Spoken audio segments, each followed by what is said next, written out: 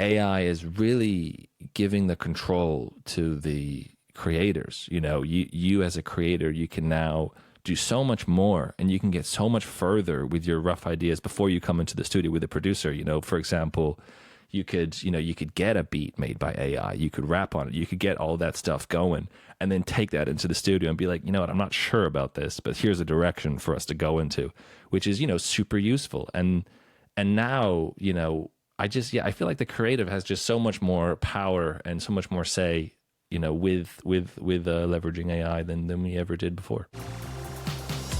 You're listening to the Inside the Mix podcast with your host, Marc Matthews. Hello, folks, and welcome back, or welcome to the Inside the Mix podcast.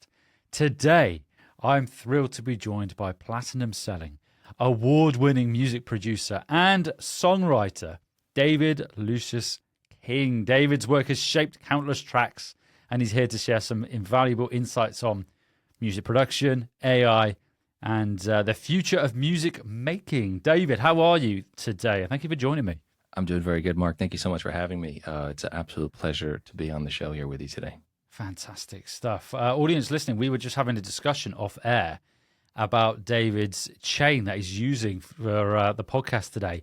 And he's using an 1176 going into an LA2A, which is very apt because I dropped an episode on that in episode 164, which was turned out to be very popular. But yeah, we were just discussing that very chain off air and the inverted attack and release times, wasn't it? Yeah, no, I was just saying to Mark that we've got a unit. Well, actually, the setup that we have in the studio would be a 1073 going into an 1176 and then into a CL1B.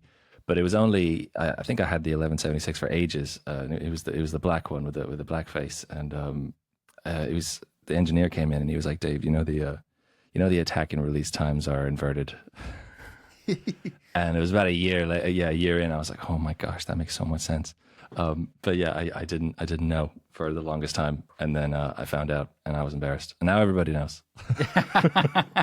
Yeah, everybody listening to the podcast now is not going to make a similar error, for one of a better way of putting it. But it's like I was saying off air. It's like every time I go back to using it, I still have to double check. I think, is it still the same? Is it still that way? Obviously, it's not going to change, but for whatever reason, I still have to double check. And I can imagine a lot of people still fall foul of that. Yeah, I think that the 76 into the LA2A, that's what you want though, or the CL1B. I always find just having the two compressors on there for the vocals, it just does some magic. The 76 will do like the quick stuff, and then the LA2A or the CL1B will do like more of the slower stuff. And then, yeah, that's just those two together. You just get that thickness and the warmth. You can't go wrong. I think it was the first studio I went into, they did that. I had never seen someone record with, an EQ and compression going into the box. And then I was always a bit fearful of doing it because I'm like, why not just get the dry and then do with all that fancy stuff later? But then when you do it once, you're like, okay, I totally get it. It's way better this way. Yeah. I can imagine. It's such a good combo. I mean, audience listening, go check out episode 164 if you haven't done so already, where I demonstrate the use of the 76 going into an LA2A, albeit they are emulations. You add emulations, but yeah, you can hear the sound that you get from it, and it is fantastic. But David, I got a bit from your bio here. So you've worked with a variety of top-tier artists, earning accolades in music production, songwriting, placing you in a very sort of esteemed category there. But I think we'll just dive straight into the sort of the topic for this episode today. So I mentioned earlier we're talking about music production and AI, but I know we had a chat a few weeks ago and we were sort of fleshing out ideas for today. And the one that really stood out to me was the pseudo mixing and outsourcing the mixing process. And for the audience listening, it is a mixture. You've got some who are audio engineers, others are just songwriters and musicians. So I think this is really important, this idea of knowing when to outsource the mixing process. So could you tell us a bit more about what is pseudo mixing and why outsourcing can benefit producers? So basically, I get to work with a lot of artists, and what happens with after the session is, the song that we do in the day that then gets sent to the artist's manager and the artist A&R and then the record label, and then somewhere along the line a decision gets made whether or not this track is going to make the album or the single or be released, essentially. And I guess it just kind of stemmed from sort of doing loads of those sessions. We'd do a song with the artist, we'd get it to a place where we all thought it was great, and then before sending it to the label, once we've gone back and forth with the artist and we're sure that he loves it, I'll send it around to one of my engineers. I've got about 3, and then they just kind of do that's like a pseudo mix. Really, it just they'll take care of some of the problematic frequencies, sort of give it a quick 30-40 minute, just mix and master. And then I find just doing that, you get the track closer to being finished. It doesn't, take everybody's time, away. It's still creative, and it's still a quick thing. So you can get a few in. And then that way I find when they're playing the tracks up in the studio room or in the A&R's office, there's not much imagination that the A&R needs to have in order to, see the song or hear the song in its, full potential. And that's kind of when the pseudo mix came in. And then when I get the green light from the label, when they want to commission the track, I'll then let the engineer know. And then they'll do the final bells and whistles, the final tweaks. And then it's just a more sort of fluid, way of creating music and a way of getting the idea across quicker rather than, because I find a lot of times you might send in a rough demo and then you get judged on the demo. They're like, oh, actually that demo didn't sound that great. So maybe that producer isn't very good and then you flip it, you go and the guy gives you a demo and it sounds like a mastered mix. You're like, wow, that guy was incredible. Let's send in more people. So, it's kind of like getting over the line quicker. And even for us, it's really great because you never know how it's going to sound when it's fully mixed. And when you get the pseudo mix back, you're like, actually, you know what, guys, we're onto something. And sometimes that might even spark an idea or show you where your track needs something. You might be like, oh, we got the mix back from Josh, and I'm not sure about the relationship between the kick and the 808. How about we change? Things you kind of get to remove yourself from the whole, I'm mixing the project. You can kind of go, okay, I'm just going to produce it, and then the mix almost becomes a part of the production, and then you can pick and choose, and then have those conversations with the artist sort of earlier on, and then when it gets to the people that are commissioning it, there's a lot less moving parts. Yeah, that all makes perfect sense. Just to summarize then, so we've got like a 30-40 minute, as you say, sort of mix master, yeah. And then we've got edits going on there. And then that's going to the A&R, and it's also then enabling the A&R to see, or rather hear, the potential of the track itself. So it's just that efficiency. It's making it more efficient. Yeah. And also you've got a better sort of use case for judgment there as well from, if it is a demo, I suppose it's still I suppose you're still submitting a demo, but it's a higher quality version of a demo, so to speak. So you mentioned there about the 30-40 minute mix master. What is the workflow for that? I appreciate you're not going to be able to, it would probably take a long episode to go into the entire workflow, but how are you able to sort of create a 30 or 40 minute mix master? Is that like each track is being processed, or are you sort of doing like a top down mix, or how are you doing that? Well, I think it's different every time, right? Because with every track, with every genre, it's a different approach. When you're making trap music or hip hop music, it's all about the low end and the catchy melody and then the vocal and kind of the relationship between those three. And when you're doing other things, I think I attack them differently. So I think, to answer your question, if I was in with let's say one of the more hip hoppy trap artists, what I'll do is I'll just get everything to the point where I feel like this sounds like it's mixed. But when you've written the song, when you've produced the song, and then you're also doing the mix, you kind of, I don't know, decision making fatigue is a word that comes to mind. You've made so many decisions in the songwriting process, you've made so many decisions in the production process. Now when you're entering the mix, you might think it's right, but then there's always just a little something. So that's where the pseudo mix comes in, where I feel like I'll get it to a place where it's great, and then I'll stem out like group stems, like drums, that'll be like one stem. Lead vocal, that'll be another stem. We'll separate some things, but then also not separate other things, because I like sort of committing to the sound, and there's a saying that comes to mind. It was like, let's pour concrete on that track. Nothing changes. Like, this is great. I love the way that kick sounds. Pour concrete on it. No one's touching this.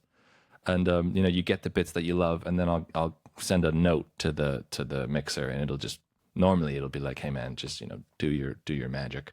And then I'm not sure what he does. It comes back and it just sounds more like a record. It's never we've had experiences where we've sent it off to mixers and it's come back and it's like a night and day kind of thing where they've totally changed everything, which I don't personally mind. But yeah, a lot of times with the artist, I think it's called demoitis. They'll get really in love with the way the demo sounds, and then when they get a mix back, it's just a whole other can of worms that you got to deal with now. So our relationship is more like, mine and the mixers is more like, they're like looking for masking frequencies. They're looking for a way to, improve what's already there. How do we make the world's best kick? How do we make the relationship between, the vocals and the bass and this all work the best? And that's kind of, I think, more the stuff that the pseudo mix will do, just sorting the frequencies out. So when they play it on a laptop or when they play it on their phone or whatever the A&Rs are listening to, it just sounds the way it should, I guess. And then when it gets commissioned, it goes back to the mixer and they do their bit. But most of the time there isn't really much to do, because even though it's kind of under the terminology of a pseudo mix, I think the closer the mix sounds to a finished version, the more chances of the song being commissioned and the quicker everybody can get paid. So it's kind of like, yeah, it's an interesting one, really. But yeah, it's different every time, I guess. Yeah, I totally get that. It's kind of expediting the process as well, isn't it? You kind of get into the end quicker by making the process more efficient. Because if you've got that pseudo mix and you send it to the mix engineer, it's sort of like a closer representation of what the artist is sort of searching for, or the producer is attempting to achieve with what they're doing. And it kind of leads on nicely to the next question, which is about AI.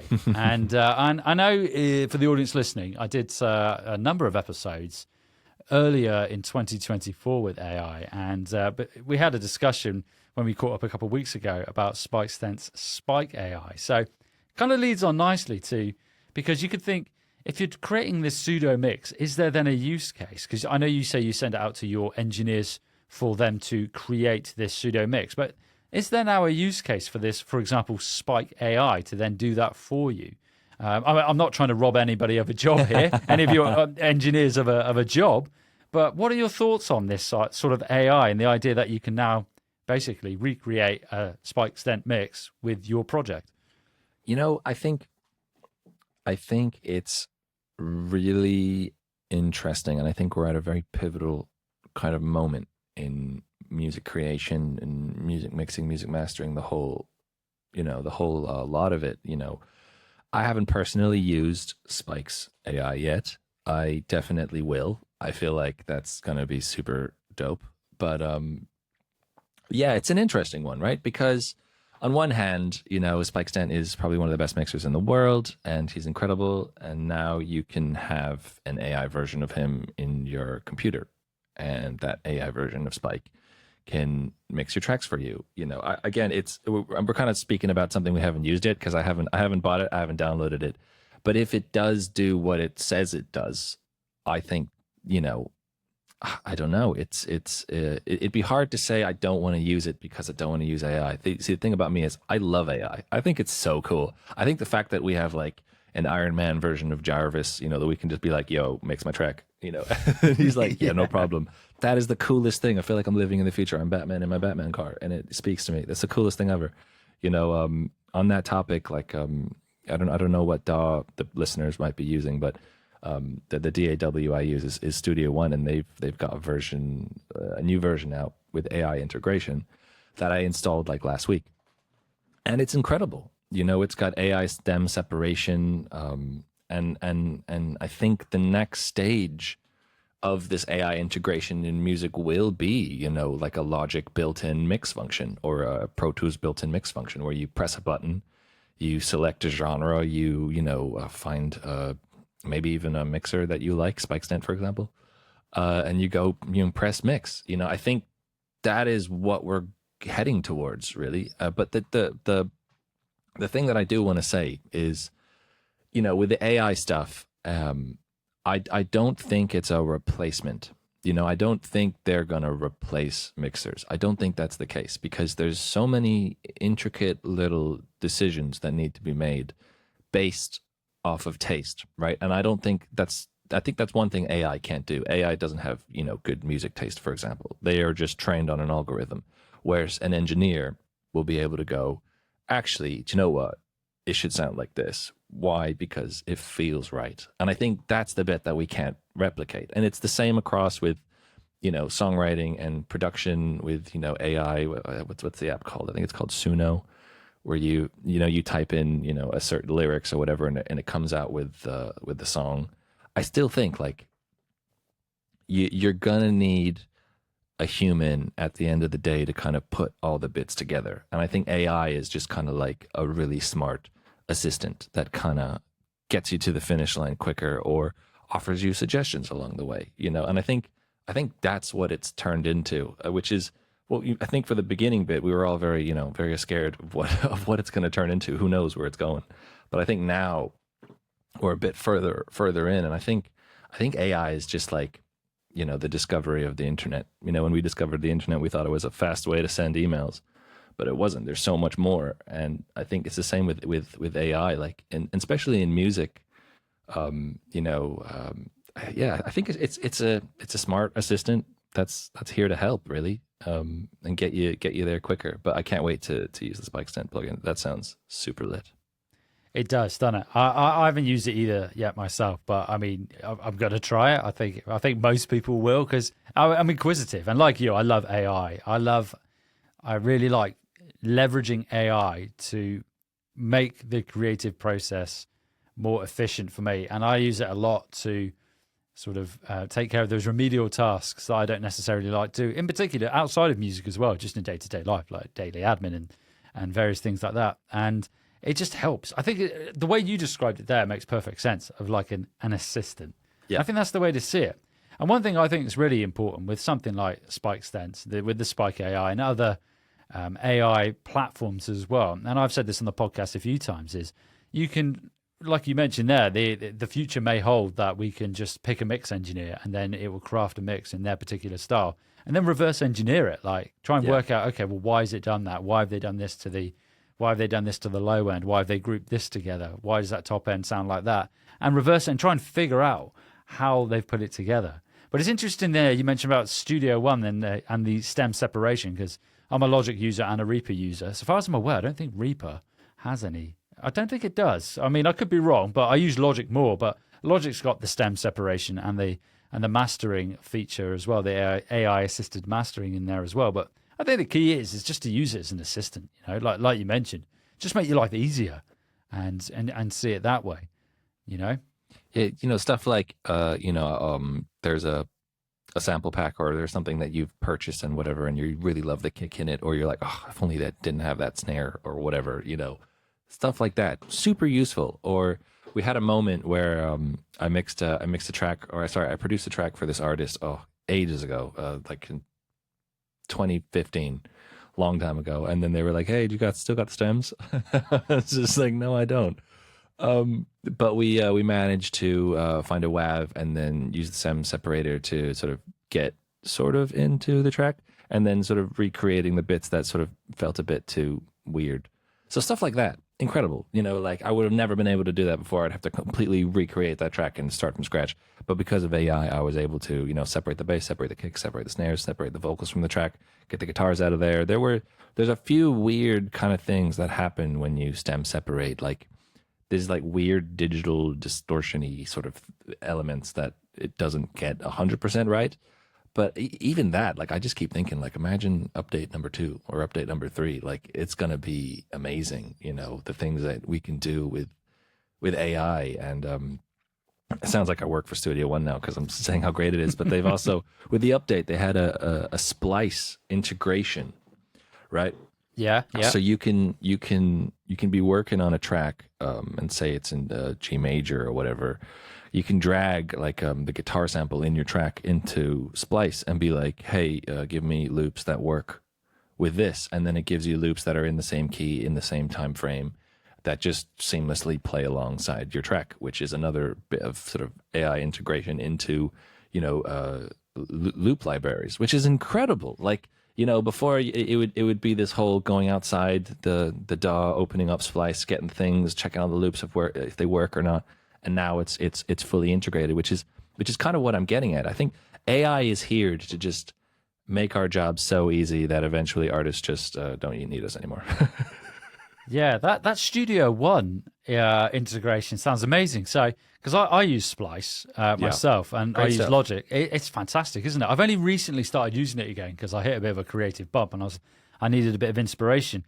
But I think it's probably about 18 months, 2 years since I last used it. But now you've got Splice Bridge, which I use in Logic, so it then plays the samples in time with my project. But I didn't realize. So in Studio One, you can go the other way. So you can take your audio into Splice, and then it will match samples in the Splice library to your audio. Did I get that right? Yeah, it'll match. It'll give you loops in the key that you're using, in the key of the loop that you put in. Everything will be beat matched. There's no need for bridge anymore because Splice is it's in the browser window on the right of your TAW, which is super cool. And it's like a perfect example of like the workflow just got easier because of AI, right? The AI can recognize the file, and it can give you other bits that fit with that file, which is essentially what you do as a producer. And it's just searched in the entire platform of Splice and given you the bits that you would have been, that you would have picked that are in the right bit of the song. So it's not really doing your job for you, but it's making your job a lot easier, and it's making the choices that you make a lot easier to make, and sort of removing some of the obstacles that you might have to shovel through. Oh, that's in the wrong key. Oh, that doesn't work. Or whatever. So all that's now been removed. So when I'm making a beat, and it even goes along with genre. So if I'm in a trap beat, making a trap beat, and I don't like the snare, drag the snare in there, or even the drum progression, and it'll give you like hi-hats that fit perfectly on top of it, or just bits that just work really well with the track. And this is only like a week ago. And it was one of those things, like I just got like a burst of inspiration as soon as I got it. Made 3 tracks a day, and I've been making 3 tracks a day for the past week because it's just so cool. That is real. I love that idea that you can go the other way. And it's so good. It is so good. It reminds me of because what I do sometimes when I'm songwriting, when I'm producing, is I'll just have a random key and tempo within boundaries for tempo generator, just to remove a barrier for me, thinking, okay, well, I'm going to just randomly select a key, maybe a random minor key, and I'm going to randomly select a tempo just to remove that. It stops me having to think, basically. I don't know if that's a good or a bad thing. But now you've got this Splice integration as well with like Studio One, whereby you can also have it help you sort of with that creative. It's almost like a palette in a way, isn't it? Like Yeah. you just throw it in there. That is impressive. That is impressive. I like your take on. I've never tried that. I've heard one other producer use it. I think he was doing an interview. It was Calvin Harris, and he said he would just set the BPM to 120, and turn the click on, and that's how he would start his session. He would just have the click running, so everything that they would write in that room would be 120 BPM, which is specific to, if you look at it, pretty much every Calvin Harris song ever. So picking a genre and picking a tempo before the songwriting session is a pretty neat idea. I might actually have to try that. Yeah, it does. I did it recently. I was working on a progressive house track. I was moving into some different territory than I usually do, and I was thinking, I don't really know what key I want to use, so I just randomly select. I think it was in F minor in the end. I just randomly selected the key, and it worked out really well. And it's just removing those barriers, I think, and just to help you as a creative, because I think it goes back to what I said earlier about leveraging AI to make the creative process easier and more enjoyable. But just to play devil's advocate here, and this is something I read on a forum, and it might have been when I was researching Spike AI, Right. and I saw a comment on there, and it was I don't know who posted it, and I probably wouldn't say if I did, but it was something along the lines of like, with AI now we've got this ability for it to help us generate lyrics, and now we can use it to help us generate music, and now we can use it to mix for us, and then we've got mastering assistance. Is there, as I say, devil's advocate, is it now lowering the barrier to entry so low that you could basically, you don't have to do anything musical, you could just prompt your way to a song all from beginning to end? What are your thoughts on that?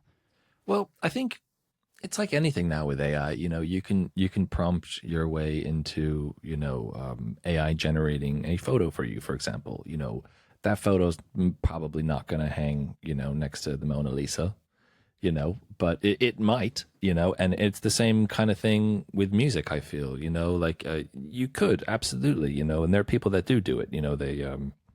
they have 27,000 artists that all release 10 songs every week that are all AI generated, and if that works for you, then cool, and it's definitely something that you can do, and there's a lot of I don't know, it's kind of a genius idea if you think about it, but will that idea be the next Billie Jean? Will that idea be the next, Frank Sinatra, Fly Me to the Moon? I don't think so. I've experimented with Pseudo, and I've experimented with the AI generated lyrics and all that stuff. And I think, again, we're not at the point where it's like, hey, give me Max Martin's ability to write songs, give me, 40's ability to produce songs, and go, enter. And then you're like, oh my God, it's amazing. I don't think we're there yet. I think we're at a point where it can generate something that's really close to something that's really great. And then you can take that idea and reshape it. And I don't know if fix is the right word, but, definitely work on it some more until maybe it is as amazing as one of the great songs. But I don't think we're there yet. But one thing that I'm definitely looking forward to is like an AI generated loop creator, which I feel like is the next thing that's going to come up if it hasn't already, like make me a loop in the style of this, boom, and then there it is. Or like guitars in the style of this, boom, there it is. You know what I mean? Like that kind of stuff. I can't wait for that. That's going to be so cool. But to answer your question, no, I don't think, I mean, until, we get a Billboard #1 that was completely written, recorded, and produced by AI, I don't think we're at that stage yet. But we may be soon. But yeah, I still feel like it's the human element that makes it great. Or maybe imperfectly perfect, if that makes sense. I like that, imperfectly perfect. I think that's a good way, because it's those like happy accidents, isn't it? And it's something like, because there are no rules in music, and you might be like producing or mixing a track and you're thinking, you know what, this could do with some more low end, whereas AI, if you were to use it, might say, actually, this goes against the data set I have and this isn't what I would do. So you wouldn't get that. It goes back to what you said earlier, I guess, about how it hasn't got that sort of finesse taste that we have. Yeah, taste. Yeah, exactly that. And I think going back to the question I asked there as well, it's all about legacy as well. I think if you want to just want to create a song, then you can go through that process I mentioned earlier. But if you want something that's got legacy, like you say, like Billie Jean, for example, then it's not going to do that. But no, when I saw that comment, I just thought to myself, I was like, actually, I can kind of see where that individual's coming from. But I think it also goes on to my next question, which is this classic one. I think this isn't just in the music industry. This is like across the board, because you can see now in most platforms, there is an element of AI in there somewhere, whether it's shoehorned in because they feel that they need to put it in there and show they've got this capability. But I mean, I can pretty much guess what your answer is going to be to this one here, but it's about AI coming for our jobs. I don't really like that phrase. But that's what I've got written. Yeah, yeah, exactly. That's what I've got written down here, but I don't think it is. What are your thoughts in terms of impacting music producers and the wider music industry? What are your thoughts on that? I think now AI has just made our job really easy. It's gotten easier. There's still, Rick Rubin talks about this all the time, and he's like, I'm not really good, at playing an instrument or doing this or doing that. He's like, what he's really great at is taste, right? Knowing what works and what doesn't. And I think, if I have one skill, that's my only skill, right? I when you play me something, I can tell within the first 5 seconds whether or not this is great. And that's all I have. That is what I rely on solely, like how does this track make me feel, and that's sort of what that's my compass in music. I just go, me and a mate I work with, we call it, when you play a song, my hairs stand up. Like it's this weird reaction I have to music when it's really great. And we call it the A&R men. You're like, oh yeah, the A&R men, they're all standing up. The hairs on my arm, they're all standing up. This is a win. The A&R men are standing up. And I think that's kind of what I go on. So, if you have anything, have taste, right? And if you can sort of leverage that of in the production and in the music and in the songwriting world, I think that's the bit that makes what you're doing great, because you love it. You love this type of music, and now you've created this, which you also love. So chances are other people that love the kind of music that you like will resonate with what you've created because you love it, right? The AI, I think the AI is really good at going, okay, this was great. This was really great. This was a really great song. Let's make something based off of that. And then you sort of get like a something that's cool that you could probably work with. But again, it's sort of back to what I said before. I think as long as there's someone there going, this is good, this isn't good, I think you can really leverage the AI to make it work for you. You're still going to need a producer, but I don't know. We might be at a point where an artist could, input a bunch of lyrics, be like, it's written in the key of C. These are my 4 chords. I want it in this tempo, and then press the go button, and there's the beat, and you love it. And they might be able to, edit it later on in the future. Actually, I'm not sure about this part. Can you fix this? And then there'll be like the producer artist relationship between, the AI and the artist. And if we get there, I think, that would be, I don't know. I still don't think it would destroy our jobs. I just think it would be creating a new job, right? So the artist now would have the option. I can go work with a producer, or I can go and work with the AI. And I think both ways, there'll be a learning curve, there'll be a process. And yeah, I don't know. It's a really interesting thought to have, but I don't think it is going to take away. If anything, AI is really giving the control to the creators. You as a creator, you can now do so much more, and you can get so much further with your rough ideas before you come into the studio with a producer. For example, you could get a beat made by AI. You could rap on it. You could get all that stuff going, and then take that into the studio and be like, what, I'm not sure about this, but here's a direction for us to go into, which is, super useful. And now, I feel like the creative has just so much more power and so much more say, with leveraging AI than we ever did before. Yeah, I agree with that. And what you mentioned there, which I thought was quite interesting, is about how we could use it to sort of, you want to have a particular sound, for example, and then you can use that as part of that AI or that A&R or demo process. And also, importantly, putting the power in the hands of the creative. And I was thinking then, as you were mentioning it, and it kind of goes back to when, because you think back sort of 15, 20 years, maybe plus ago, when we didn't have the ability to just upload our music and release it on these streaming platforms as easy as we do now. So that was sort of one turning point in the music industry, when it just suddenly opened the floodgates, or the doors rather, for artists to just upload their music without needing a label and get it out to those ears. And now it's also with AI, we're putting more control and power in the artist's hands and saying, actually, you can get pretty good results and get some pretty great ideas using this AI assistant as well. So I think the more time progresses and the more we see these advancements and turning these corners in the music industry, for me personally, I just see it putting more and more power in the artist's hands, and the creative's hands, which is the route I would want to go down ultimately. And I think it's great. I think it really is. Yeah, no, I agree. And I love what you said there, 15, 20 years ago, give or take. It was a different time. I remember, $10 would buy you an album. Yeah, right? yeah. And now $10 a month buys you every album ever made, on Spotify. That's the difference. So the value of music has changed, from $10 a unit to $10 every unit. But that doesn't mean that it's, dead. I think now with independent artists, like you said, being able to, create a song, release a song, you don't need a label to take 95% of your master. You can do it yourself. You don't need distribution. So you don't need a label to go and pay a distributor, tens of thousands of dollars to have 10,000 copies of your record made and then shelved into all the different stores and all that, stuff. You don't need that anymore because, quite frankly, what was the last album you bought? I can answer that question. It was the album I made. It was an album I produced. I bought it because I wanted to turn it into a gold record. Yeah. But that was the last record I bought. I'm being honest.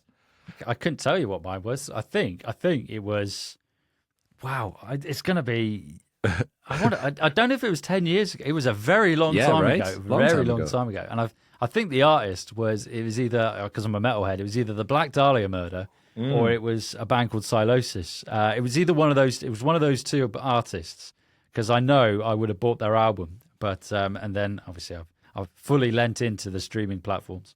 Yeah, it's changed, right? Because it transitioned. It went from the only way to get to listen to music is to buy it, and then it was the download era happened, and then everything changed, and then for a good few years they were like, we're doomed. That's it. It's over. And then Spotify came along and created revenue where there was none before, and made doing the right thing easier, which is why it was the big thing. It was easier to make a Spotify account than it was to go online and download a bunch of albums from dodgy websites and then put that on your iPad, and then that whole thing. You could just boom, everything's there. So it became easier to do the right things. But that doesn't mean that because the market share is so much lower than it was, it still doesn't mean that you can't, as an independent artist, put a bunch of music out, and it doesn't need to do billions of streams in order for it to turn into a livelihood. One of my friends sort of releases music on his own from his own label. He's got, I think, a close to 1 million monthly streams, and he's got 2 kids and a wife. He's retired his wife, and he lives a very happy life off his music. And I think that's incredible. That's, and probably living a better life than people on a deal, because the way the deals are structured, you get an advance and then you have to pay the advance back, and then you don't. There's so many artists that they're coming out now, and they're huge artists, and they're all saying, that big album I made 10 years ago or 15 years ago or 20 years ago, I haven't seen a penny of that, and there's a big case of Limp Bizkit, suing, I think it was Universal, for unclaimed royalties, because it's just I don't know, it's a whole system that I think worked when there was millions and millions of dollars on the table. But I think now that there are thousands of dollars on the table, I don't know if that structure works anymore. So if you do it yourself, and you're consistent with it, you can turn it into something that, might put you in the best, era of music ever. Music publishing has never been worth more than it is right now, which is incredible, because of TV, because of syncs, because of all the ways that we can now use music outside of listening to it on Spotify, of course. It's sort of opened up this whole new world for us. So yeah, I don't know. It's a super great time to be alive. It's a great time to be an artist. And, there are, 15,000 records released every day, but that doesn't mean that you can't do your bit, for your people and your group and your circle of friends that grow into, a room of friends that grow into, 1,000 people, 2,000 people. When you look at the Spotify numbers, it's really easy to get discouraged by 500 monthly listeners, for example. But if you then think about that, think of a room with 500 people in it listening to your song. I mean, that's pretty freaking cool. You know what I mean? And then that 500 turns into 1,000. And then you're like, oh my gosh, 5,000 people. What is that? That's like the Brixton Academy O2. Oh my gosh, Academy O2 has just listened to my song, in a month. So it's yeah, man. I just think it's really exciting, and in terms of projects and things I take on. We do the label deal still. If Sony comes knocking, if Universal or Columbia, and they come knocking, and they're like, we would love this artist, and we think he or she is great. They're great. We'll do that deal. But if I get an independent artist, and I know the kind of numbers that they're doing, I almost prefer doing that deal, because you're growing with them. And yeah, man, it's just a really exciting time to be alive, man. Fantastic stuff. I really like what you said there about the 500 monthly listeners, because I think I've said that on the podcast before, and I mentioned it with regards to just podcasting itself. And I think to myself, actually, when I think about the numbers, because with podcasting, just with any content in general, really, and YouTube as well, and I think to myself, I put a YouTube video out and it gets a couple thousand viewers. And I'm thinking, actually, like you mentioned there, okay, if I put 2,000 people in a room that have just viewed some of my content, that's a big room, right? It's pretty cool, man. It is, yeah. And it's with the podcast as well. And I think to myself, I'm getting X thousands amounts of downloads per month. I'm thinking, actually, that's people walking around, thousands of people walking around, listening to my voice and others who have had on the podcast, which is quite amazing. And I really like what you said about your friend who has been able to live a nice, comfortable life off of music, because you don't need to reach that upper echelon, that sort of, what is it, the top, the 0.01% of artists who are those bigger artists. You don't need to get to that level, and you can still have a really comfortable life and earn a good living from music. And yeah, I think it's a great message. And I mean, and I think the last thing on this, I think the thing about, I don't know if you've experienced this, but like getting to work with, the huge artists, and you get to work with the huge record labels, and then, things go really well. You get platinum records, it goes number one, and then I've had the opportunity to be able to kind of like look behind the curtain, or the label curtain, and it's just so much of the success of the, let's say top 10% or the top 10 artists in the world. So much of the success is just, because of budget, right? Like it's, if a record label is going to dump $1 million on radio promotion, and your song's playing on the radio, a couple hundred times a day, and it blows up and it's the number one record in the world, is that success? Or is that success just like a product of just a really well, oiled machine? And so much of the music industry is just that, really. Just, they had a good song, they had a great A&R, and they had $1 million. Yeah. And then you release, not you personally, but the artist may release their own song, and they might put a budget of, I don't know, $500 into promotion, and it might get just so far. But I think you have to ask yourself at the end of the day, what is success? Is success buying my way to number one, or is success putting out music that I love and being able to pay my rent with it? Which is that's what I thought success was. I started music production when I think I was about 14 or 15, and I was just like in my mom's house on a laptop.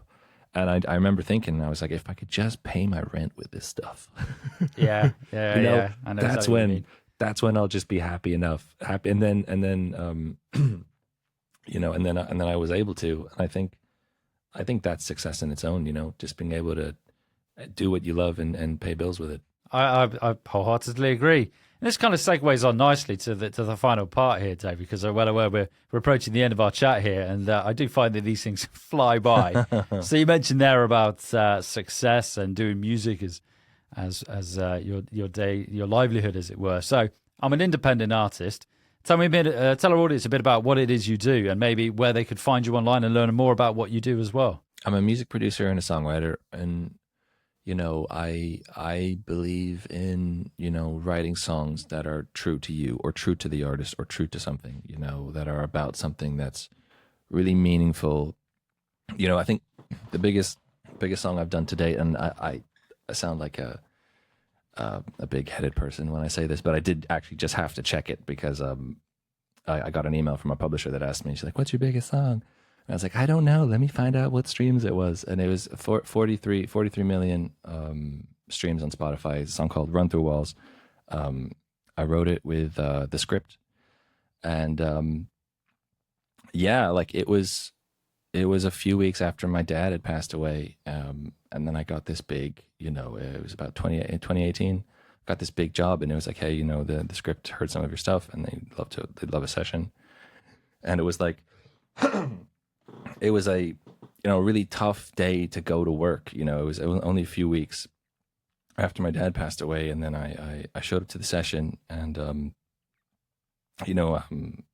Danny from the script, his mom had passed away, not long, a few weeks ago as well. So we were both there trying to hide this whole sadness from each other. And then I think it was Danny that said, he's like, when I was at the funeral, it was that moment that I realized, I have friends that'll run through walls for me. And I just remember thinking, like, gosh, that's a great line, and then we wrote Run Through Walls, and it did really well. The album went number one, and it went number one all loads of different territories. And I think it's just one of those things, we wrote about something that was so true to us and so, painful and raw at the time. And, once the record came out, it was the only song that I get messages from people that have, survived really difficult moments in their life. And there was one lady in particular that said she was, in a really bad state. And she made it through. She fought it, and she's like, the thing that got me through was listening to that song. And I was like, gosh, that's incredible. Like, wow, and she's like, yeah, it's the theme song to me and my best friend, because if it wasn't for her, I wouldn't have been able to, mentally make it through all the treatments and everything. And yeah, it's just stuff like that. That's just so like, I'm like, yeah, that's the reason I make music. And I think that's the kind of song that I try to write. I try to write about, real moments. There's a writer that we worked with quite a bit. His name's Toby Gadd. He wrote Beyonce's If I Was a Boy, and loads of If I Were a Boy, loads of like huge songs. And he said a similar thing. He wrote John Legend's All of Me. And it's a similar thing, it's like, when the artists come in, it's almost like part therapy, like you sit there, you talk about what's going on, you talk about, the things in their life, and then you try to make a song about it. And I think that's the difference between, working with someone like myself and working with, just someone else. I always try to make the topic and the song and the concept feel as real as possible, and to be about, real stuff. So I think that's kind of my bag. Yeah, that's an amazing story. That really is. And it kind of echoes what you said earlier about the whole AI thing, and that you're not going to get that from that, are you? That's that. I don't think that so. Emotional rawness and that taste and everything else that encompasses what's going on there. You're not going to get that from that. And it's a great story, man. The script for the audience listening, I don't know if they were be well known in the US, possibly. But they're an Irish band, right? The Script, if I remember rightly. They're an Irish band. Yeah, they had Break Even and A Man Who Can't Be Moved. I think they did very well in America, and Hall of Fame with will.i.am. That did well in America. But they're a great band. They're amazing. They're on tour with Pink right now. Yeah, they're playing. My tunes are playing in the same arena as Pink, which is pretty insane. Definitely a pinch myself moment. That is indeed.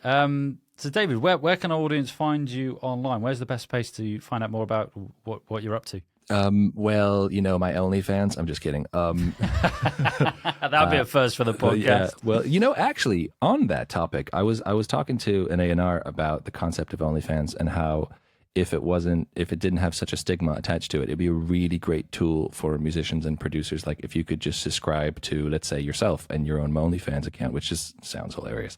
But and then you could pay us. You could have a paid subscription to instructional videos on how to mix a track, or all this other stuff. So I think the idea behind that is really smart. I think we need to come up with another platform and another name.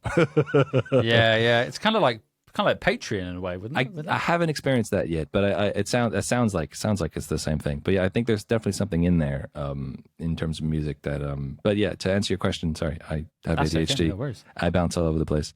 To answer your question, I have an artist project that I write and produce everything myself. It's called David Lucius King. It's on all platforms. And if you want to check me out on TikTok or on Instagram, it's my name, David Lucius King. Probably best places to find me. Cool. I will put links to that in the episode show notes. And I'll also put a link to Run Through Walls as well, so the audience listening can go and have a listen to that, because I think that'd be quite a cool place to start as well, because part of your journey and whatnot. But David, it's been an absolute pleasure. I love these chats about AI. It's always an interesting, thought-provoking conversation. And it's only going to get more interesting as time progresses. It'd be interesting. I said interesting about 3 or 4 times there. It'd be good to come back in sort of like, I don't know, 2 or 3 years' time, and then revisit the conversation and then see where we're at in terms of what's moved on. We can get my AI Dave to talk to your AI Marc, and then have an AI conversation.